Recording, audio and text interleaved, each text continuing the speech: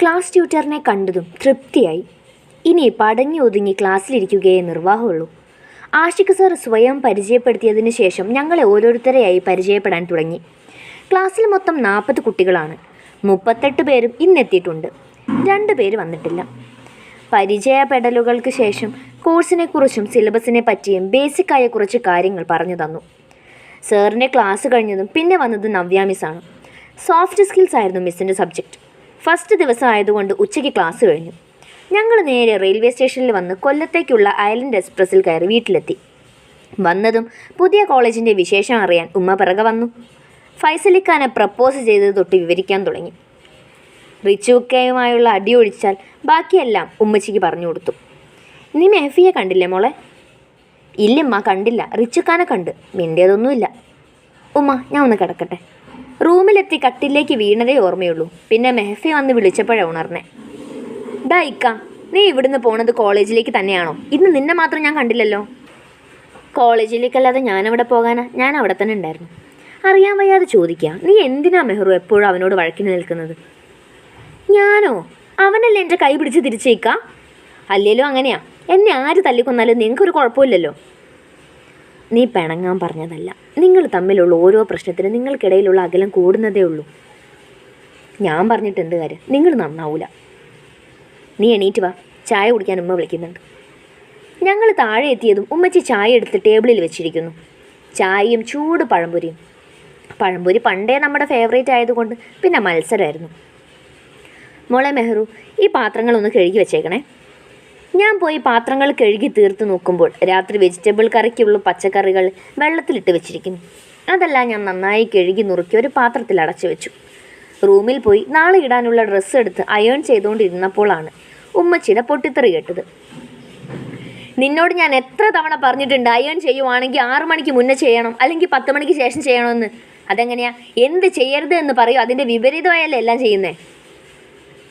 പടച്ചോൻ, എൻ്റെ പൊന്നുമ്മ ഒന്ന് നിർത്ത് പ്ലീസ്. ഞാൻ 6 മണിയായ കാര്യം അറിഞ്ഞില്ല. ഉമ്മയ്ക്കിപ്പോൾ എന്നോടൊരു സ്നേഹവുമില്ല. എപ്പോഴും വഴക്ക് തന്നെ വഴക്ക്. കറി ഉണ്ടാക്കാൻ പച്ചക്കറി അരിഞ്ഞു തന്നതിൻ്റെ സ്നേഹമെങ്കിലും കാണിച്ചൂടെ? അപ്പോഴേക്കും ഉപ്പ വന്നു. അതെന്തായാലും നന്നായി. ഉമ്മച്ചി ഉപ്പാനെ കണ്ടെന്ന് വഴക്ക് നിർത്തിപ്പോയി. എന്നത്തേതും പോലെ ആ ദിവസവും കടന്നുപോയി.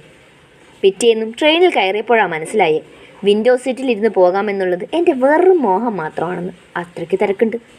ട്രെയിൻ വർക്കല സ്റ്റേഷൻ കഴിഞ്ഞതും ഞാൻ നോക്കുമ്പോൾ ഒരു പെൺകുട്ടി നമ്മുടെ റോഹുവിൻ്റെ അടുത്തേക്ക് നീങ്ങി വരുന്നു. ഇപ്പം നല്ലവണ്ണം അവനെ പറ്റിപ്പിടിച്ചാണ് നിൽപ്പ്. അവൻ ഇതൊന്നും അറിയാതെ അപ്പുറത്തെ കമ്പാർട്ട്മെൻറ്റിലെ തരുണീമണികളെ ലുക്ക് വിടുന്നു. ആ പെൺകുട്ടിയുടെ മുഖത്ത് നല്ല പേടിയുണ്ടായിരുന്നു. അപ്പോഴാണ് ഞാനത് ശ്രദ്ധിച്ചത്. ഒരു 45 വയസ്സിന് മുകളിൽ പ്രായം വരുന്നൊരു മാമൻ. അവൾ ഒഴിഞ്ഞു മാറും തോറും അവളിലേക്ക് കൂടുതൽ ചേർന്ന് നിൽക്കുന്നു. ഒന്നും അറിയാത്ത മാന്യനായ ഒരു മനുഷ്യനെ പോലെ. ഞാൻ അവന്മാരോട് കാര്യം പറഞ്ഞു. റോഹൻ അയാളോട് ചോദിച്ചു, അങ്കിളിനെ എവിടെയോ കണ്ടു നല്ല പരിചയമുണ്ടല്ലോ, വീടെവിടെയാ? എൻ്റെ വീട് കായംകുളമാണ്. എന്നെ അറിയുമോ? അയ്യോ, കായംകുളമാണെങ്കിൽ അറിയാൻ ചാൻസ് കുറവാണ്. വീട്ടിലാരൊക്കെയുണ്ട്? റോഹുവിൻ്റെ സംസാരം കേട്ടതും അങ്കിൾ ആ കുട്ടിയെ തട്ടലും മുട്ടലും നിർത്തി ഇങ്ങോട്ട് തിരിഞ്ഞ് സംസാരമായി. വേഷത്തിലും ഭാവത്തിലും എന്താ മാന്യത. എൻ്റെ വീട്ടിലോ? ഭാര്യയും 2 കുട്ടികളും. മൂത്ത മകൾ ഡിഗ്രി ചെയ്യുന്നു. മകൻ ഇപ്പോൾ 10th പഠിക്കുന്നത്. ഓഹോ, അപ്പം മകളുണ്ടല്ലേ? റോഹുവിൻ്റെ സൗണ്ട് ഉയർന്നതും എല്ലാവരും ഞങ്ങളെ ശ്രദ്ധിക്കാൻ തുടങ്ങി. വീട്ടിൽ മകളോടും ഇങ്ങനെ തന്നെയാണോ പെരുമാറുന്നത്? എങ്ങനെ? അയാൾ വിയർക്കാനും വിൽക്കാനും തുടങ്ങി. അല്ല, ഞങ്ങൾ കുറേ നേരം കൊണ്ട് തൻ്റെ കലാപരിപാടികൾ വാച്ച് ചെയ്യുകയാണ്. മുതിർന്ന ഒരുപാട് പേര് ആ കമ്പാർട്ട്മെൻറ്റിൽ ഇരിക്കുന്നുണ്ടായിരുന്നു. അവരാരും മൈൻഡ് പോലും ചെയ്യുന്നില്ല, വെറും കാഴ്ചക്കാരായിരിക്കുന്നു. ഞങ്ങളുടെ കുറച്ചപ്പുറം യൂണിവേഴ്സിറ്റി കോളേജിലെ പിള്ളേരുണ്ടായിരുന്നു. അവർ കാര്യം തിരക്കി അടുത്തേക്ക് എത്തിയതും ഏതോ സ്റ്റോപ്പിൽ ട്രെയിൻ നിർത്തിയതും ഒരുമിച്ചായിരുന്നു. സ്റ്റേഷൻ പോലും നോക്കാതെ അയാൾ ഇറങ്ങി ഒറ്റപ്പോക്ക്.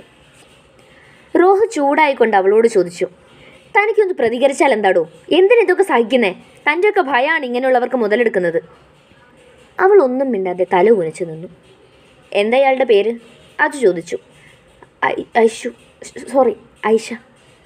എവിടെയാ പഠിക്കുന്നത്? പരിചയപ്പെട്ട് വന്നപ്പോൾ ഞങ്ങളുടെ കോളേജിൽ, ഞങ്ങളുടെ ക്ലാസ്സിൽ. ഞങ്ങളും അവളും ക്ലാസ്സിലാണെന്ന് അറിഞ്ഞപ്പോൾ അവൾക്ക് സന്തോഷമായി. ഇന്നലെ കണ്ടില്ലല്ലോ, എന്താ വരാതിരുന്നേ? അതോ റാഗിങ് പേടിച്ച? ഞങ്ങൾ 3 ഉറക്കെ ചിരിച്ചുപോയി. നിന്നോട് ആരാ മുത്തേ പറഞ്ഞേ ഫസ്റ്റ് ദിവസം മാത്രമേ റാഗിങ് ഉള്ളൂ എന്ന്? അവൾ ഞെട്ടി. അപ്പോൾ ഇന്നും ഉണ്ടോ? ഇന്ന് മാത്രമല്ല, ഒരു 2 ആഴ്ച വരെ കാണും ഹൈ ലെവലിൽ. പിന്നെയും നമുക്ക് ഇടയ്ക്കിടയ്ക്ക് പണി കിട്ടിക്കൊണ്ടിരിക്കും. ഇതിൽ നിന്നും രക്ഷ നേടണമെങ്കിൽ ഈ വർഷം കഴിയണം. അങ്ങനെ ആ പേടിത്തൊണ്ടിയെയും കൊണ്ട് ഞങ്ങൾ കോളേജിലെത്തി. കോളേജെത്തിയതും അവൾ എൻ്റെ കയ്യിൽ അമർത്തി പിടിച്ചു. "ദി മെഹ്റു, എന്തുമാത്രം കളക്ഷൻസ് ആണെന്ന് നോക്കി ഇവിടെ." "എന്ത് കളക്ഷൻ?" "എന്തോരം ഭംഗിയുള്ള ആൺപിള്ളേരാണെന്ന് നോക്കി." "പടച്ചോനെ, ഈ പെടക്കോഴിയാണോ കൂട്ടിന് കൂട്ടിയത്?" "ദി മെഹ്റു, ആ സ്റ്റെപ്പർ കയറുന്ന ചെക്കനെ നോക്കിയടി, എന്താ സ്റ്റൈല്." "ആഹാ ബെസ്റ്റ്, അത് മെഹഫല്ലേ?" ഞാൻ അവളുടെ കണ്ണുകളിലേക്ക് സൂക്ഷിച്ചു നോക്കി. "കോങ്കണ്ണൊന്നും ഇല്ലല്ലോ." "ഇല്ല, അവൾ എൻ്റെ പൊന്നാങ്ങളെ തന്നെയാണ് പറയുന്നേ." "ഡീ വായി നോക്കി, ക്ലാസ്സിൽ പോവാം വടി." "ഇപ്പോഴേ പോണോ മെഹ്റു? കുറച്ച് കഴിയട്ടെ." "മതി, നീ ഈ കോളേജിലെ മൊത്തം ആൺകുട്ടികളുടെയും ഡീറ്റെയിൽസ് എടുത്തിട്ട് വന്നാൽ മതി, ഞാൻ പോണു." അവൾ എൻ്റെ പുറകെ വന്നു. ക്ലാസ്സിലെ മറ്റു കുട്ടികളെയും ഐശു പരിചയപ്പെട്ടു. ദിവസങ്ങൾ പോയിക്കൊണ്ടിരിക്കുന്നു. ഇടയ്ക്ക് തറവാട്ടിൽ പോക്കും കോളേജും എല്ലാം കൊണ്ടും ടൈം തികയാതെയായി. അങ്ങനെ ഫസ്റ്റ് ഇയേഴ്സിന് മൊത്തം പണി കിട്ടുന്ന ടൈം വന്നെത്തി. Freshers day. ഞങ്ങൾ 3 നാളും നേരത്തെ കോളേജിലെത്തിയിരുന്നു. ഓഡിറ്റോറിയത്തിലായിരുന്നു പ്രോഗ്രാം സംഘടിപ്പിച്ചിരുന്നത്. സീനിയേഴ്സ് എല്ലാം ഓഡിറ്റോറിയത്തിലാണ്. ഞങ്ങളെ അനൗൺസ് ചെയ്തിട്ട് ചെന്നാൽ മതിയെന്ന് പറഞ്ഞു. അജുവും റോഹുവും എല്ലാം ക്ലാസ്സിലിരുന്ന് കത്തിയടിക്കുന്നു. ഞാൻ വെറുതെ ഒന്ന് ക്ലാസ്സിന് പുറത്തിറങ്ങി. കുറച്ച് ടൈം കഴിഞ്ഞപ്പോൾ മനസ്സിന് എന്തോ ഇത്, ഏത് എന്ന് പറയാൻ വാക്കുകൾ കിട്ടുന്നില്ല. ഞങ്ങളുടെ ക്ലാസ് 2nd ഫ്ലോറിലാണ്. സ്റ്റെപ്പ് കഴിഞ്ഞ് ഫസ്റ്റ് ക്ലാസ്, ആ സെക്ഷനിലെ ലാസ്റ്റ് ക്ലാസ്സാണ് റിച്ചുവിൻ്റെ. വെറുതെ ഒന്ന് സ്റ്റെപ്പിലോട്ട് നോക്കിയപ്പോൾ എൻ്റെ ഉള്ളിൽ ഉറങ്ങിക്കിടന്നിരുന്ന പിടക്കൊഴികളെല്ലാം ഒന്നിച്ചുണർന്നു പോകാൻ തുടങ്ങി. റെഡ് കളർ ഷർട്ടും അതേ കളർ കരയുള്ള വൈറ്റ് മുണ്ടും. എൻ്റെ ശിവനേ, ഈ ചെക്കന് ഇത്രയും ഗ്ലാമർ ഉണ്ടായിരുന്നു. മുഖത്ത് നിന്നും കണ്ണെടുക്കാൻ തോന്നുന്നില്ല.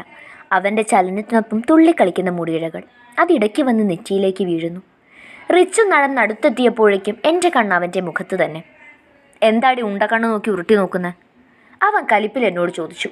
അത് കേട്ടപ്പോൾ കോഴികളെല്ലാം ചിറകൊതുക്കി അടങ്ങിയിരിക്കാൻ തുടങ്ങി. പടച്ചോനെ, ഇവൻ്റെ ഗ്ലാമറാണോ ഞാൻ ഇത്രയും നേരം ആസ്വദിച്ചത്? ഞാൻ വേഗം ബോധമണ്ഡലത്തിലേക്ക് തിരിച്ചു വന്നു. "അതെ, ഇന്ന് സീനിയേഴ്സിൻ്റെ ഫാൻസി ഡ്രസ്സ് മത്സരമുണ്ടോ?" "അല്ല, വേഷം കണ്ട് ചോദിച്ചതാ."